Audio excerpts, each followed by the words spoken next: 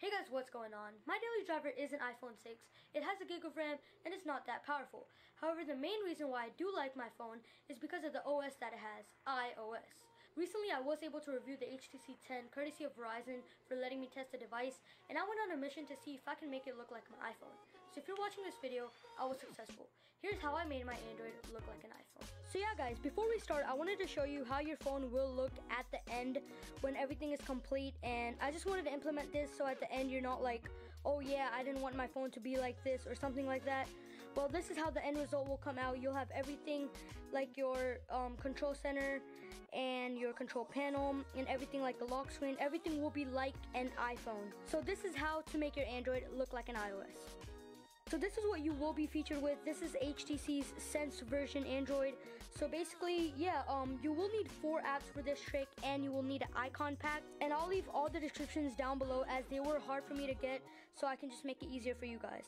But the first app you want to download is iLock, which will basically give you the lock screen. So once you download it, just open it, start your service, and then basically just set all the things that you want. I've enabled the lock screen, a pin, and then the camera shortcut, so it's easier for me to get. And then you click preview and you'll be featured into this. You go in, put your password, and you're normally back into an iPhone. And whenever you want to come back home, always click just once, because if not, it's gonna always keep you in Sense, and you don't want that. You want to go to the iLauncher, which I'll show you in a bit. The next thing you want to download is called iPanel, which is extremely easy to get. All you do is iPanel, and then you download it and open it up, and then you start your service. You go to personalize and do whatever settings you want. I just have it at normal settings, and then click home just once, and then you see you have this. This is probably the worst part about this tutorial. This does not look like the iOS one, but I mean, it's the closest one I could find, and yeah, it does the thing, so why not? And for the keyboard, I like to use Swift keyboard. Normally on my iPhone I use Swift keyboard too, so I just like to set up any type of keyboard I want. Your personal preference, so I will recommend you downloading Swift keyboard. So the last app you want is iLauncher. If you don't have iLauncher, this thing is not going to work as it's the main theme and you need it. It's an APK. I'll leave it in the description. It was hard for me to find, and if I leave a link, it will be easier for you to find. So the first thing you want to do is click iLauncher. It's going to bring you into something like this. Just click the home button and then click iLauncher, and it's going to bring you into the official version of iLauncher. For me, it's like this because I already have everything set up, but for you, it will look something like this.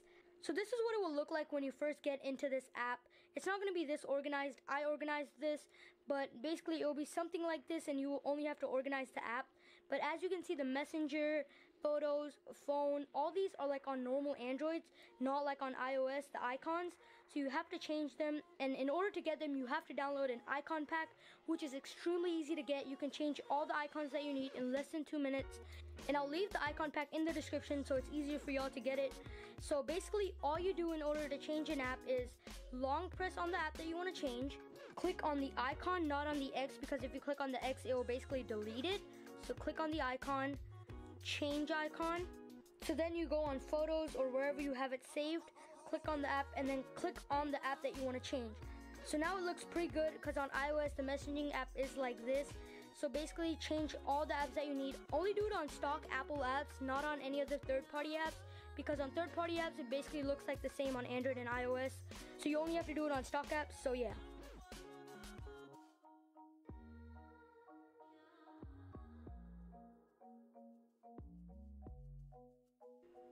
Okay, so basically now all the apps are done and they look like legit iOS apps. So now it's only the arranging part and how you want to make the phone look like. If you're worried about the icon name, all you got to do is change title to whatever you want and then just click OK, and it will just basically bring it down to the normal one. So now you can just basically arrange it however you want, and I just like to arrange it like a normal iOS phone would do. So this is basically how I like to keep my phone, my iOS device, and it's easy.